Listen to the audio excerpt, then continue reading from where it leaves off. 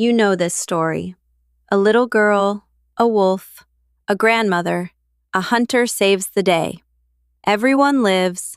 The end. But here's the problem. The hunter didn't exist. Not in the original. Not for over 100 years after the story was first written down. Before 1812. The girl just died. And that was the point. Because this was never a story for children. It was a survival manual.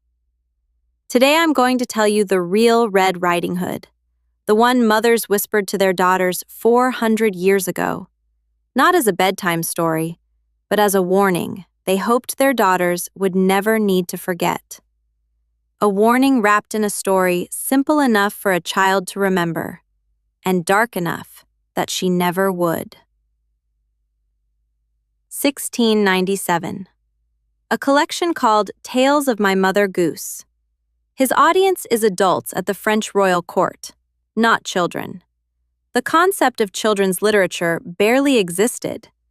Perrault himself wrote a moral at the end of the story, and it reads, "The lesson here is for young women." Not children, women. But Perrault didn't invent the story.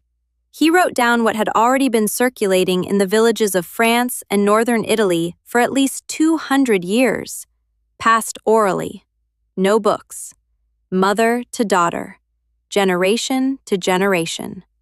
Whispered across kitchen fires in farmhouses that had no locks on the door and no illusions about what waited beyond the tree line. And in those oral versions, no hunter, no rescue. Just a girl, a wolf, and a forest with no way out. So, here is the original story, recorded by French folklorist Paul Delarue in 1951, from the mouths of French peasants who were retelling what their grandmothers had told them. A girl walks through the forest to her grandmother's house. In the forest, she meets a wolf. The wolf arrives first and kills the grandmother. The wolf prepares food and drink from her body. The girl arrives and eats, not knowing what she is eating. The wolf invites her into bed. The girl gets in.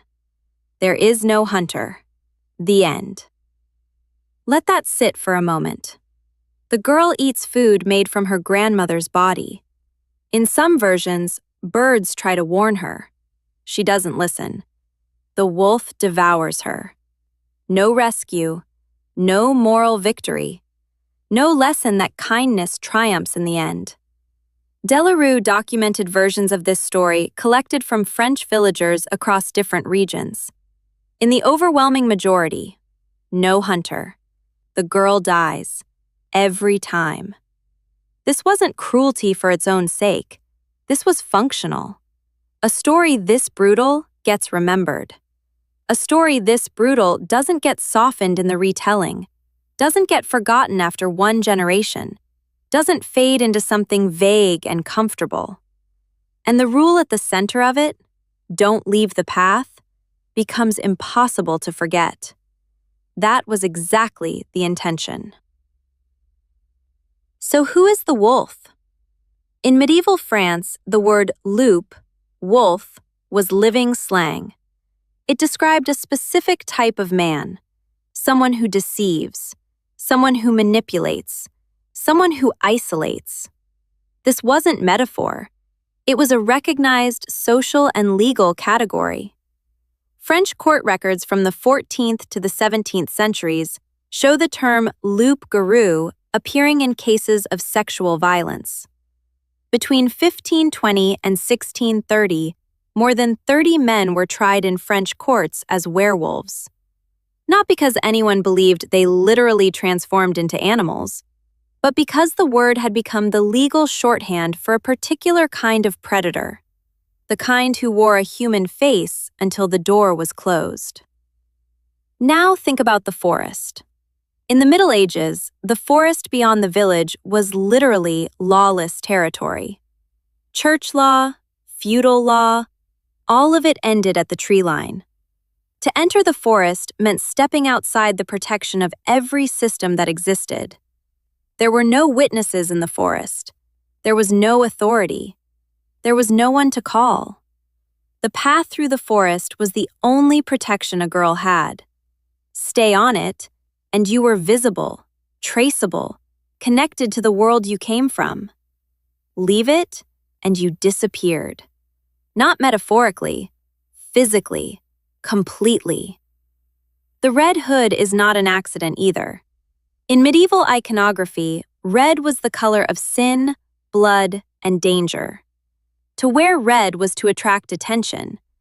At the royal court, that could be power. Alone in a forest, it was something else entirely. In medieval painting, red was worn by martyrs and sinners. Mary Magdalene before her conversion was traditionally depicted in red. The girl in the red hood is already marked before she takes a single step into that forest. Already visible, already vulnerable, the moment she makes a wrong choice. The story was a literal handbook. Don't walk through the forest alone. Don't talk to strangers. Don't leave the path. These weren't metaphors. These were specific instructions for survival, delivered in the only format that guaranteed they'd be remembered. 1812. Jacob and Wilhelm Grimm published children's and household tales. Red Riding Hood is in it, and for the first time, a hunter appears. Why? 3 reasons. First, the audience changed. The Grimms were writing for children, or more precisely, for the German middle class who wanted morally correct stories for their children. A story with no rescue was unacceptable. The girl had to be saved. Order had to be restored. Second, political context.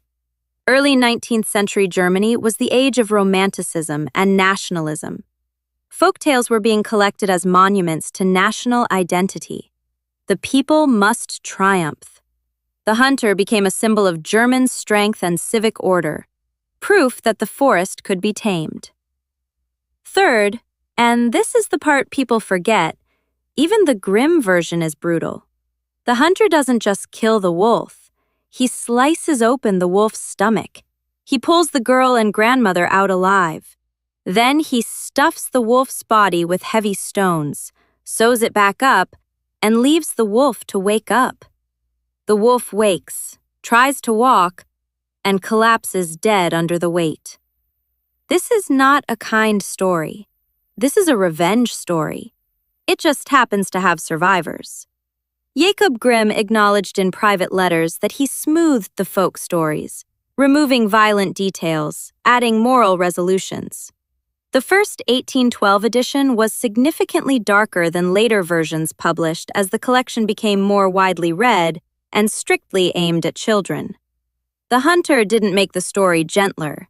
He made it acceptable. Those are very different things. In 2013, scientists at Durham University did something unexpected. They applied to fairy tales the same method biologists use to build evolutionary trees of species. The same algorithm used to trace the origins of viruses and map the spread of genetic mutations across populations. Researchers Jamie Tarani and Graham Anderson analyzed 58 versions of Red Riding Hood and related stories from 33 cultures: European versions, African versions, East Asian versions. And they constructed a family tree of the tale, the same way you'd construct a family tree of a language, or a virus, or a species. Their findings were striking. The story originated once, a single source somewhere on the border of Europe and Asia, approximately 2,000 years ago. It was not independently invented in different cultures. It spread, carried by people, crossing borders, surviving centuries, adapting to new landscapes and new predators while keeping the same skeleton intact. 2 distinct branches emerged. The European branch, wolf, girl, forest, grandmother. The East Asian branch, a different predator, a different landscape, but the same core structure. A dangerous stranger, misplaced trust, a trap.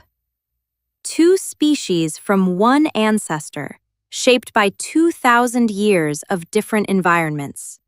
And the conclusion the researchers drew was this: stories with high survival rates contain something the brain retains better than ordinary information. Not facts, not instructions listed on a page. Stories. Specifically, stories built around fear, a specific and vivid threat, and a behavioral rule that could save your life if you remembered it at the right moment. Red Riding Hood survived 2,000 years because it worked. Because somewhere, at some point, a girl remembered the rule, stayed on the path, and came home. There are no wolves in the forest anymore, but the structure of the threat is identical. A stranger who appears safe. An offer to step off your usual route. Trust that turns out to be a trap. This didn't disappear. It moved from the forest to the city. It changed its clothes. It learned to smile differently. But the sequence remains exactly the same. Distraction, deviation, isolation. Those three things, in that order, every time. The flowers off the path, that's the distraction. A reason to step sideways that seems harmless, even kind. Who wouldn't pick flowers for a sick grandmother? The deviation follows naturally, almost invisibly. And then comes the isolation. The moment when you're somewhere no one knows you are, with someone you trusted too quickly and too completely. What mothers told daughters in medieval villages still holds. Stay on the path. Don't trust someone who offers you a shortcut. Listen to the people around you who can see what you can't see about your own situation. A fairy tale is not entertainment. It is compressed survival knowledge, packaged in a form even a child will remember. Every violent detail serves a purpose. Every dark turn anchors a real instruction.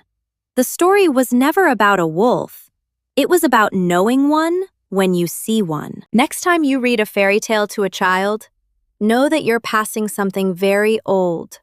Something that survived 2,000 years because it mattered enough to keep.